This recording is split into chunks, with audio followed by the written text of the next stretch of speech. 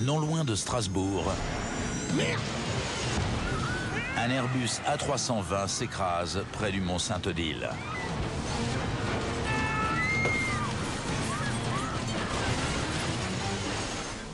DA, votre position? Il y a des survivants. J'ai paniqué, j'ai cru que j'allais mourir brûlé. Mais ils sont loin d'être tirés d'affaire. En effet, il fait très froid et personne ne sait exactement où ils sont. L'avion peut être n'importe où. On s'attend à ce genre de cas de figure dans la jungle ou dans la forêt tropicale, mais pas dans une zone fortement peuplée. Avant de commencer à chercher les causes de l'accident du vol Air Inter 148, les enquêteurs doivent d'abord localiser l'appareil.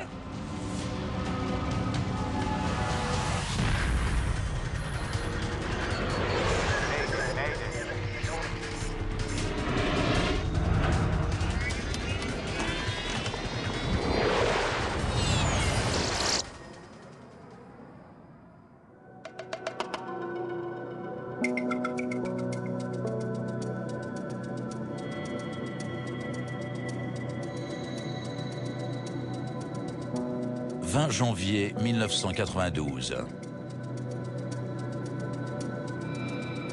Le vol ITF 148 Delta Alpha d'Air Inter vient de décoller de Lyon. 124 décimale 95, merci. Le commandant de bord Christian Eke et l'officier pilote de ligne Joël Chérubin totalisent à eux deux plus de 12 000 heures de vol.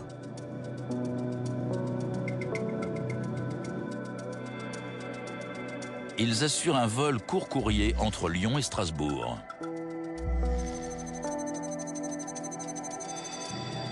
Air Inter, dont la clientèle se compose principalement d'hommes d'affaires, met l'accent sur la ponctualité.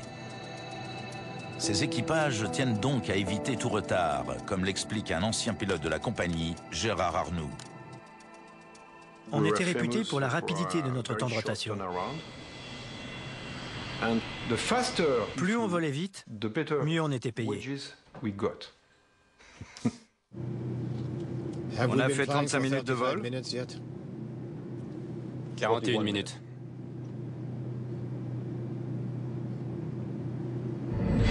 Les deux hommes sont aux commandes d'un Airbus A320, un des avions de ligne les plus performants de sa génération. Avant le décollage, l'équipage programme le pilote automatique pour l'atterrissage sur une piste de l'aéroport de Strasbourg-Ensheim. Le poste de pilotage est très différent de celui des autres appareils. Il est équipé d'afficheurs à cristaux liquides et non plus analogiques.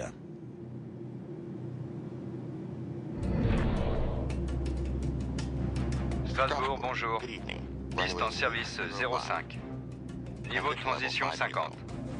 Vent du 0,40 pour 18 nœuds. Visibilité 10 km. Un enregistrement de l'aéroport d'Ensheim notifie à l'équipage une modification. En raison du vent fort et du mauvais temps hivernal, l'avion va devoir se poser sur la même piste, mais dans l'autre sens. C'est la 05 en service. Ce qui ne correspond plus aux données rentrées dans le pilote automatique. La 05. Qu'est-ce qu'il passe comme vent? 18 nœuds. 18 nœuds. Ce changement de dernière minute ne plaît guère au commandant de bord. Pas de chance. Il pensait emprunter la piste 23 qui fournit au pilote automatique une approche ILS. Mais la piste 05 est bordée par un relief accidenté qui risque de bloquer le passage des signaux radio envoyés à l'avion.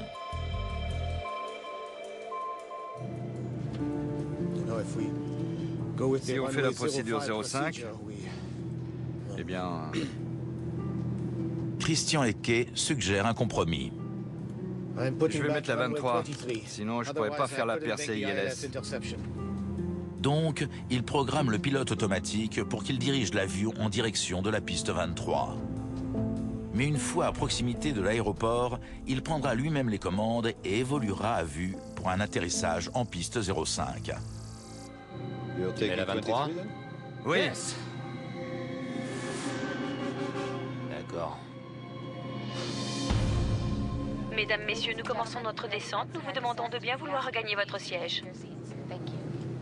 Nicolas Kourias est étudiant. C'était une journée sans histoire. J'allais retrouver ma petite amie à Strasbourg. J'étais donc très heureux. Reçu 854, direct GTQ, niveau 140, contactez Reims. Delta Alpha, Strasbourg. Ouais, on envisagerait de procéder Sierra Echo, faire un ILS avec une indirecte pour la 05 ensuite. L'aiguilleur du ciel de Strasbourg étudie l'option du commandant et lui signale qu'il y aura certainement un retard compte tenu du trafic important. Étant donné qu'on va avoir 3 décollages en 05, vous risquez d'attendre dans le stack à 5000 pieds. On va pas s'amuser à descendre comme ça plein pot. Ils avaient prévenu à l'avance, mais là... Delta Alpha, Strasbourg. J'écoute. Conscient de l'irritation du commandant, le contrôleur propose son aide. Si vous voulez, je peux vous prendre au radar pour vous amener à Andlo à 5000. Andlo est un point sur l'approche de la piste 05 qui aide les pilotes à s'aligner pour l'atterrissage. Ah ouais? C'est bon. Ok. Alors, virez par la gauche au cap 230. Bien reçu. Par la gauche, cap 230. Voilà, ça vous fera gagner du temps. La piste 05 ne permettant pas de faire toute l'approche au pilote automatique, le commandant de bord doit lui-même calculer l'angle de descente. Ça fait... 3 degrés 3.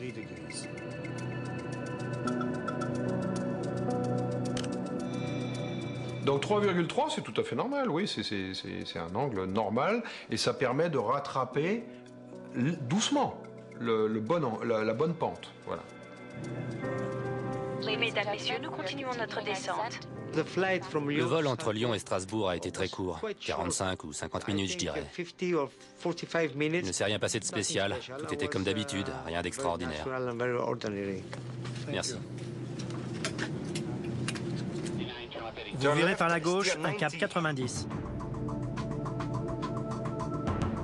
090. Le contrôleur fait faire un dernier virage à l'avion pour qu'il s'aligne sur la piste d'atterrissage qui se trouve à 25 km. C'est alors que le copilote remarque que l'A320 dévie légèrement de son axe d'approche. À l'intérieur là. Il aurait fallu que tu ouvres au 070. Oui.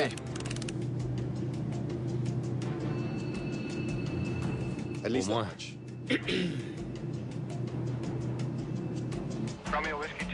Le contrôleur l'a lui aussi remarqué. Air Inter, Delta Alpha. L'avion ne s'est pas calé sur Andlo, le repère artificiel d'alignement sur la piste. Delta Alpha, travers droit Andlo. Malgré tout, le contrôleur autorise l'atterrissage. Autorisé à l'approche finale VOR DME 05. Delta Alpha. Le commandant de bord entame la procédure d'atterrissage. Flaps vers 2.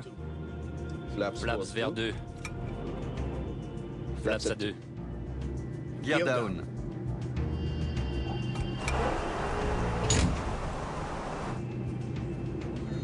Mesdames, Messieurs, nous allons atterrir dans quelques minutes.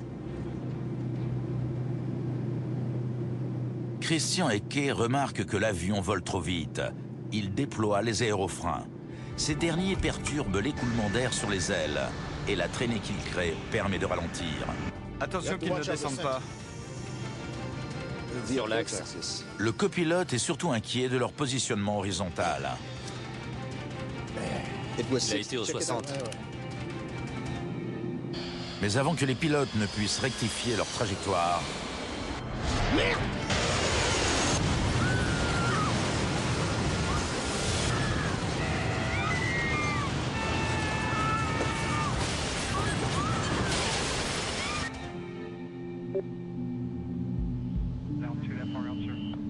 Et à votre position. Air Inter, Delta Alpha, Strasbourg.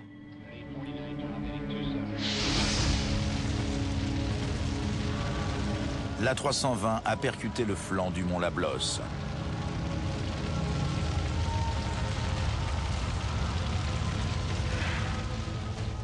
Léa, votre position?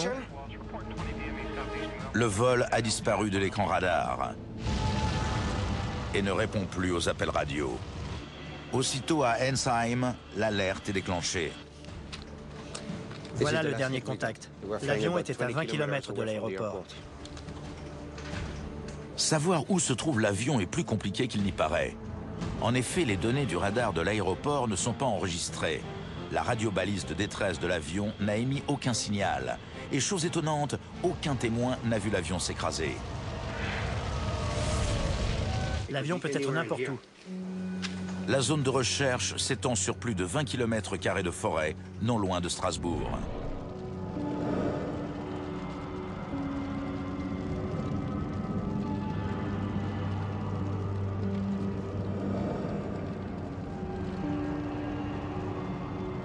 Par miracle, Nicolas Kourias ne souffre que de blessures sans gravité.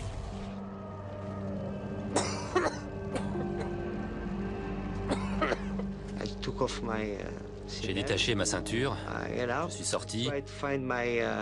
J'ai essayé de trouver ma valise dans le coffre à bagages, mais il n'y avait plus de coffre. Je me suis rendu compte que j'avais survécu à un accident d'avion. Il y avait du feu devant moi et j'ai paniqué. J'ai cru que j'allais mourir brûlé. Je suis allé vers le fond de l'avion. Enfin, ce qu'il en restait.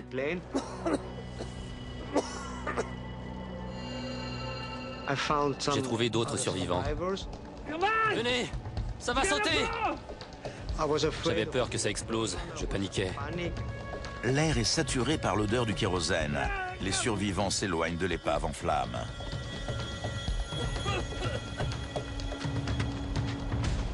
On est restés ensemble pour attendre l'arrivée des secours. Ils ignorent encore que cette attente va être interminable. Notre première réaction après le crash, ça a été de nous dire que dans la demi-heure, ou au pire dans l'heure qui suivrait, les secours arriveraient. Mais ça n'a pas été le cas. Et pour cause, 1 heure après le drame, les autorités n'ont toujours aucune idée d'où se trouve l'avion.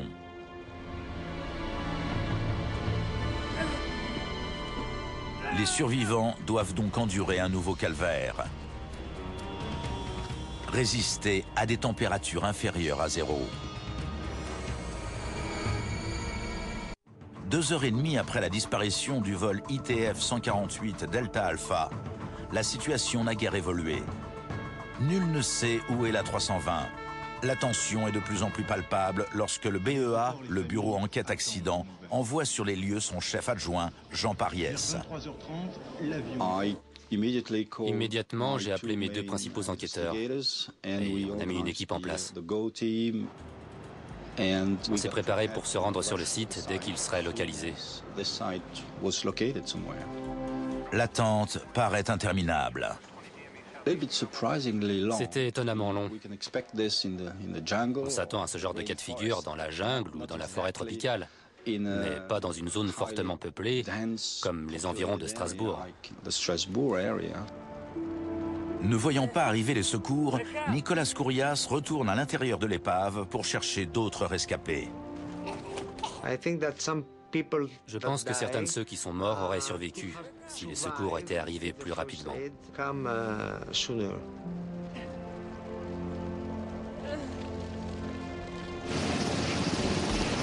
Près d'1 millier de personnes se lancent à la recherche de l'avion disparu. Mais 3 heures après le drame, il reste introuvable. Alors que Nicolas Kourias s'enfonce dans la forêt, il tombe sur une équipe de télévision qui cherche l'appareil. Mais ne voyant pas d'épave, les journalistes se montrent sceptiques. Ils ne s'attendaient pas à ce que des gens s'en soient sortis. Il faut me croire! Ils refusaient d'admettre que j'étais un survivant. Pourtant, j'en étais bien un, vous pouvez me croire. Mon visage était tout noir à cause de la fumée et du kérosène. Venez! Finalement, les journalistes acceptent de le suivre. Et il découvre 8 autres rescapés.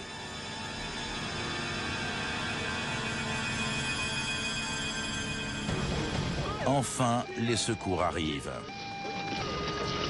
L'accident a eu lieu près du sommet du mont Saint-Odile, à 823 mètres d'altitude et à 19,5 km du seuil de piste. Ils nous ont trouvés au bout de 4h30 de recherche.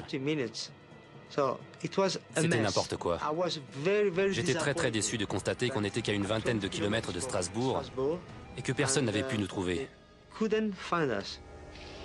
Au total, 87 passagers et membres d'équipage, dont le commandant de bord et le copilote, ont trouvé la mort. Les survivants commencent à raconter leur histoire, mais aucun ne peut expliquer pourquoi l'avion s'est écrasé. On descendait, et puis ça partait dans tous les sens. Hein. Je sais pas, on a dû toucher les arbres. Hein. Enquêteur au NTSB, l'équivalent américain du BEA, Bob McIntosh arrive à son tour sur les lieux. Le BEA a compris que l'attention du monde entier allait se concentrer sur cet accident, même s'il s'était produit sur le territoire français. Sa direction a donc réuni une équipe internationale de spécialistes pour participer à l'enquête. Jean Pariès, bienvenue dans l'équipe. La priorité numéro 1, c'est la récupération des boîtes noires. On n'a pas les enregistreurs. Ces deux appareils se trouvent dans la queue de l'avion qui est encore en flammes. Et tout retard pour les dégager pourrait avoir des conséquences désastreuses. On se demandait dans quel état serait la bande qui était à l'intérieur. Est-ce qu'on pourrait l'exploiter? Est-ce qu'on obtiendrait les renseignements cruciaux dont on avait besoin? En plus d'une enquête administrative menée par le BEA, les accidents d'avion font également l'objet d'une enquête judiciaire. L'accès au site est donc interdit par des gendarmes tant que les boîtes noires n'ont pas été récupérées. Je revois encore les hommes de la gendarmerie des transports aériens qui étaient en faction et qui nous tenaient à distance de l'épave. Ils étaient très soupçonneux à l'égard des observateurs internationaux. Il vaut mieux attendre. Ils n'aimaient pas qu'on prenne des photos, ce qui nous a surpris. Lors d'un accident précédent survenu en France, celui d'Absheim en 1988, les enquêteurs ont attendu 10 jours avant de remettre les boîtes noires à la police. D'aucuns ont ensuite prétendu qu'elles avaient été trafiquées. C'est pourquoi cette fois, les forces de l'ordre tiennent les enquêteurs à distance. Je me souviens avoir vu l'enregistreur de paramètres au milieu des braises rougeoyantes. Mais je n'ai pas pu intervenir et dire qu'il fallait le mettre à l'abri le plus vite possible pour qu'il refroidisse.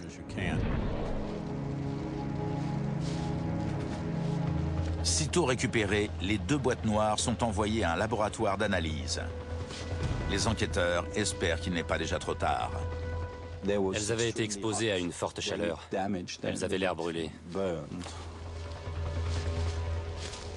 On découvre l'Airbus disloqué à 500 mètres. Le lendemain, à la lumière du jour, les enquêteurs découvrent les premiers indices sur les lieux du drame.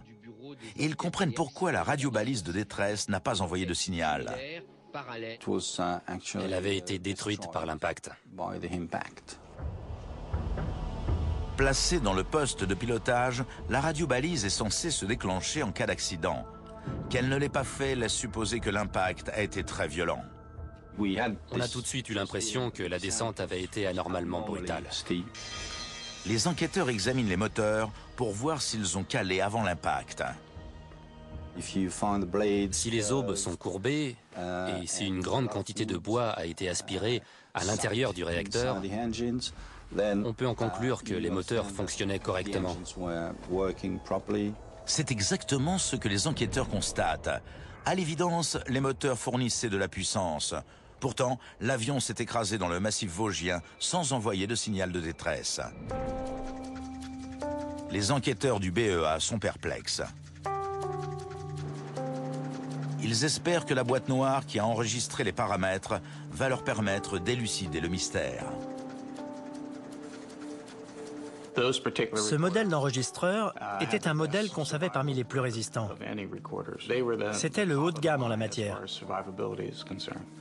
Ces appareils sont conçus pour résister à une température de 1100 degrés pendant une demi-heure. L'enregistreur à bande qui est à l'intérieur est protégé par un compartiment rempli d'eau. Lorsque l'enregistreur chauffe, l'eau se vaporise. Elle absorbe l'énergie qui est rejetée par un petit orifice pratiqué dans le boîtier anti-choc. Mais en ouvrant cette boîte noire, les enquêteurs sont dépités.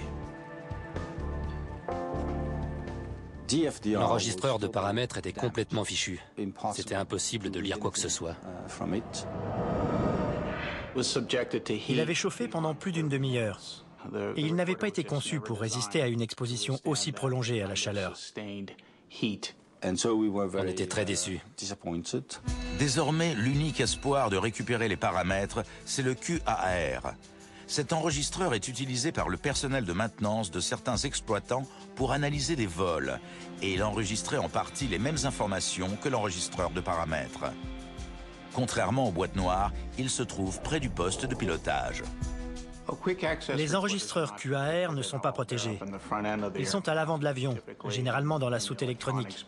Et la plupart du temps, ils sont détruits par l'impact. Les enquêteurs ont d'abord la bonne surprise de constater que cette fois-ci, le QAR a résisté. Mais quand ils y regardent de plus près, ils doivent déchanter.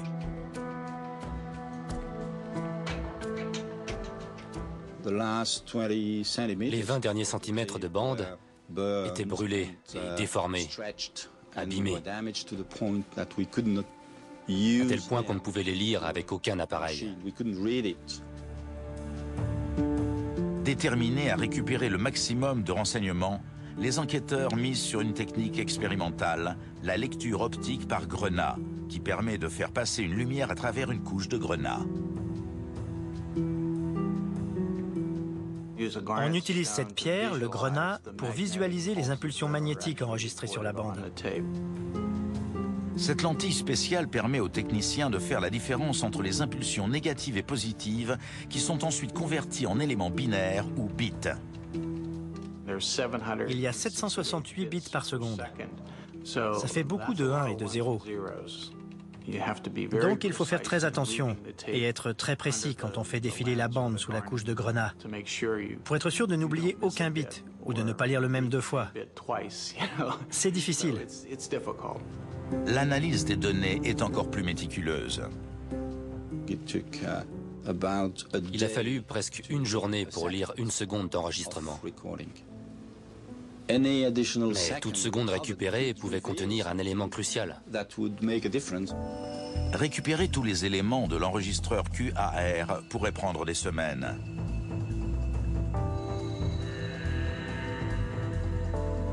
Pendant ce temps, l'enquête se concentre sur l'enregistreur phonique. Il se trouvait juste au-dessus de l'autre boîte noire. L'enregistreur phonique n'était qu'à quelques centimètres, mais à l'extérieur des cendres et balayé par de l'air frais. Donc il a résisté. Je vais mettre la 23. L'agacement du commandant s'est manifesté très tôt pendant le vol. Tu mets la 23 ? Oui. Les enquêteurs savent qu'un atterrissage sur la piste 05 nécessite de faire une approche classique. Ça signifie que les pilotes reçoivent un guidage électronique qui ne concerne que le positionnement horizontal, c'est-à-dire à droite et à gauche, mais aucun concernant l'altitude. L'approche classique est nettement moins précise. Ce n'est pas vraiment difficile, mais c'est moins confortable. La 05 ? Qu'est-ce qu'il passe comme vent ? 18 nœuds. L'approche classique impose également un surplus de travail au pilote. Ce dernier est manifestement inquiet à l'idée de se poser sur la piste 05. 148 Delta Alpha, vous êtes numéro 1 pour la VOR DME 05. 05, 05, 05. Nautique ? Ça passe pas. C'est beaucoup d'inquiétude pour une approche classique. Se demandant quelle peut être la cause d'autant de stress, les enquêteurs se penchent sur la formation des pilotes chez Air Inter. Ils découvrent que la plupart d'entre eux n'étaient pas très bien formés à l'approche classique sur le nouvel A320. Je pense qu'il aurait fallu avoir un training doublé par rapport à un avion classique. Les enquêteurs demandent à la compagnie des archives concernant l'historique des approches de piste effectuées par les pilotes. Ils sont surpris par ce qu'ils découvrent. Christian Ecke s'était posé à Strasbourg d'innombrables fois, mais jamais avec un A320 en effectuant une approche classique. On va pas s'amuser à descendre comme ça plein pot. De toute évidence, il n'avait pas très envie de procéder à un atterrissage qu'il n'avait encore jamais exécuté. Le commandant se demandait s'il allait y arriver en un minimum de temps avec un minimum de retard. On a fait 35 minutes de vol. Le copilote, lui, ne voulait pas commettre d'impair et énerver son collègue. Au moins. Des recherches plus approfondies dans l'historique des pilotes font apparaître autre chose. Si les deux hommes totalisaient à eux deux plus de 12 000 heures de vol, ils n'étaient aux commandes de l'A320 que depuis peu de temps. 05 en service. Les professionnels de l'aviation ont mal compris l'ampleur des changements inaugurés par le nouvel Airbus A320. Le commandant de bord ne compte que 162 heures sur A320. Et le copilote seulement 61. Derrière le scénario de cet accident, il y a un problème de confiance. La confiance au sein de l'équipage et la confiance en l'appareil. 18 nœuds. Pas de chance. Ils n'étaient pas préparés pour voler dans ce genre de conditions. Ils avaient prévenu à l'avance, mais là... Les enquêteurs arrivent à la conclusion que la formation des pilotes a été insuffisante. Mais ça ne peut pas être la seule explication. Merde!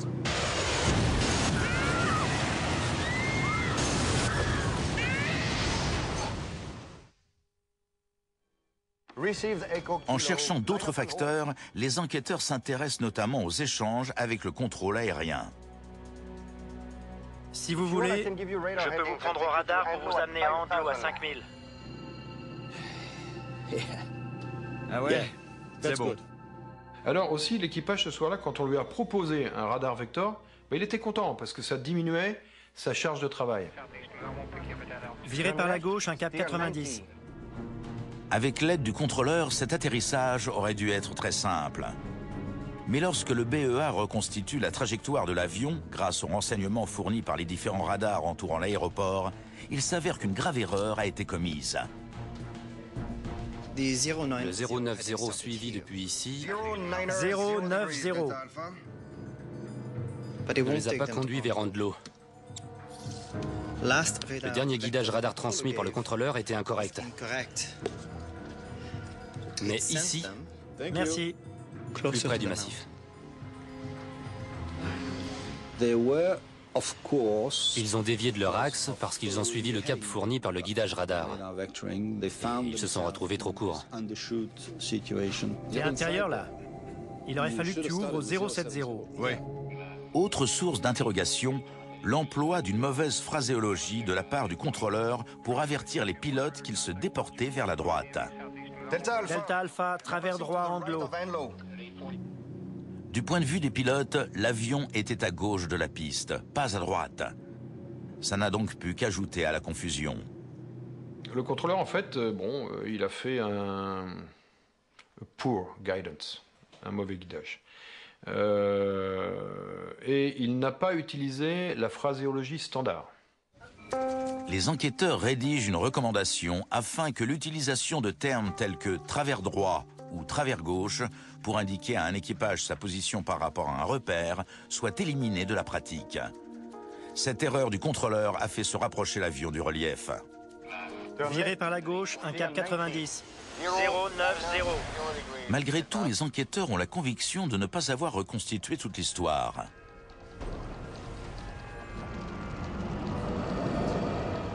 Entamer une descente dans une situation pareille n'est pas foncièrement anormal. Flaps vers 2. Flaps vers 2. Ça n'est pas quelque chose de quotidien. Mais ça ne sort pas des tolérances prévues par cette approche. Gear down. En étudiant la reconstitution de la trajectoire, les enquêteurs découvrent quelque chose de plus inquiétant que l'erreur dans le positionnement horizontal. En contournant le relief, l'avion a inexplicablement entamé une descente aussi brutale que rapide, particulièrement dangereuse. Ça représentait environ 2,5 fois le taux de descente normal. À cette altitude, c'est mortel. Sans cette descente brutale, ils auraient évité la montagne. Si la trajectoire verticale avait été correcte, ils n'auraient pas eu le moindre problème. Découvrir la raison de cette descente brutale est donc la clé qui permettra de comprendre pourquoi 87 personnes ont trouvé la mort à bord d'un des avions les plus performants de l'époque. Autorisé à l'approche finale, VOR DME 05. La descente a été entamée à 18h, 19 minutes et 38 secondes. Delta Alpha. C'est le point de non-retour. En étudiant la trajectoire de l'avion, les enquêteurs constatent que cette brusque descente a commencé 60 secondes avant l'accident. Delta Alpha. Rien sur l'enregistreur phonique n'indique qu'elle a été voulue. Pourquoi a-t-elle eu lieu? Comment se fait-il que l'équipage n'ait rien remarqué? Mystère. Garder un œil sur l'altitude semble tomber sous le sens. L'altimètre indique en permanence l'altitude de l'avion. C'est un instrument très fiable. Sa précision est de l'ordre d'1,50 m à 3 mètres. Ne pas en tenir compte serait une erreur gravissime. Flaps vers 2. L'équipage n'a fait qu'une seule allusion à la descente. Attention qu'ils ne descendent pas. Elle est intervenue 16 secondes avant le drame, au moment où le commandant de bord venait de déployer les aérofreins. L'avion accélérait de manière anormale. Et le commandant a commencé à se rendre compte que le taux de descente clochait. Mais le copilote lui parle alors d'autre chose. On arrive sur l'axe, un demi-point de l'axe. Là, voilà. Il a été au 60. Ouais.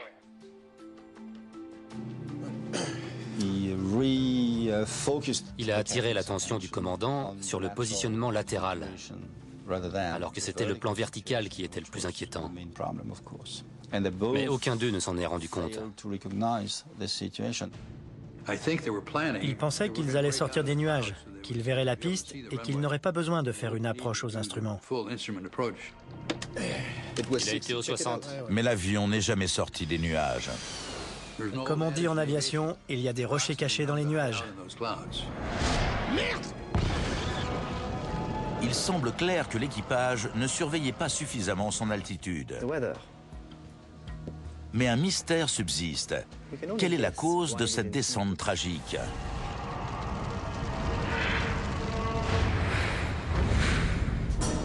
Après plusieurs mois de travail, les enquêteurs vont peut-être enfin avoir la réponse à cette question. Tous les paramètres de vol exploitables enregistrés par le QAR ont été récupérés. On avait hâte d'avoir tout ce qui serait lisible. Les données confirment que juste avant l'impact, l'avion filait vers le sol à un taux extrêmement élevé, 3300 pieds, soit 1000 mètres par minute. Elle confirme également que l'angle de descente était dangereusement fort. Il était nettement supérieur aux 3,3 degrés entrés par le commandant de bord dans le système informatique de la 320. Ça fait une sacrée différence. Les enquêteurs se demandent alors si le pilote automatique n'a pas connu de défaillance. A-t-il ignoré la pente de descente raisonnable sélectionnée par Christian Ecke et précipité l'avion dans un plongeon mortel? Dans quel état il était avant l'accident? Malheureusement, la boîte de commande FCU, dans laquelle se trouve le pilote automatique, est trop endommagée pour apporter une réponse précise. On n'a jamais pu dire si le FCU de cet avion avait, oui ou non, fonctionné correctement. Cependant, en analysant les paramètres, les enquêteurs remarquent quelque chose. il constate une similitude entre deux chiffres clés, la vitesse verticale de l'avion, 3300 pieds par minute, rien. Les avions qui étaient équipés de cette avionique, comme le DC-10, le MD-11, le 747 et toute la gamme Boeing, ainsi que les avions de transport régional, tous ces avions étaient vulnérables.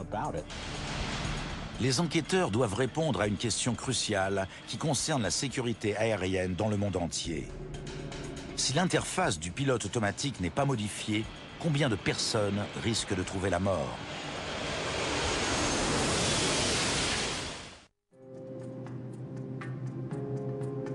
Et si leur vie est en danger, c'est simplement à cause d'un problème de fenêtre d'affichage des modes FPA et VS qui a induit le pilote en erreur. 3 degrés 3. On a senti qu'il fallait que le secteur travaille là-dessus. Le consortium européen Airbus réagit aussitôt. Le principal changement, qui a été effectué très rapidement, a été la modification de la fenêtre d'affichage. Sur la nouvelle, si le pilote sélectionne une vitesse verticale de 3300 pieds, les 4 chiffres apparaissent. La confusion entre un angle et une vitesse verticale n'est plus possible. Un seul mystère subsiste encore.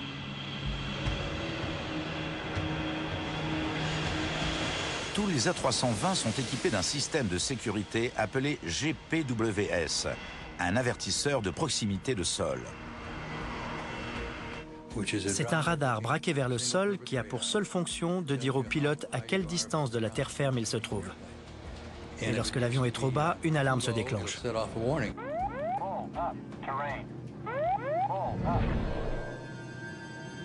Attention qu'ils ne descendent pas. Entre autres sur la formation des pilotes et sur le GPWS. Ces recommandations nécessitent des modifications radicales. Les pilotes doivent être mieux formés avant de prendre les commandes d'un A320. Le pilote, je crois, c'est 300 heures, il me semble, sur l'avion. Et donc, ils ont estimé que 300 heures, c'était suffisant. Chatelain, quand il parlait de 800, il parlait d'un niveau d'expertise. Autre changement, la conception d'une boîte noire plus résistante au feu. La FAA, l'aviation civile américaine, a fait des études portant sur les caractéristiques thermiques des incendies provoqués par les accidents. Elle est parvenue à une température de 260 degrés pendant 10 heures. DA, votre position? Air Inter, Delta Alpha, Strasbourg. Suite à cet accident, l'A320 est devenu un avion plus sûr. On ne peut procéder à de tels changements que si les gens sentent qu'il y a une bonne raison de les faire. Et malheureusement, la bonne raison, ça reste un accident. En tout état de cause, les améliorations technologiques devront toujours s'accompagner d'une formation de qualité pour les équipages. On dit dans le métier qu'il ne faut jamais laisser un avion vous emporter dans un endroit où votre cerveau n'est pas allé au moins 5 minutes plus tôt. Et cet accident est emblématique de ce qui arrive quand un équipage ne respecte pas cet adage.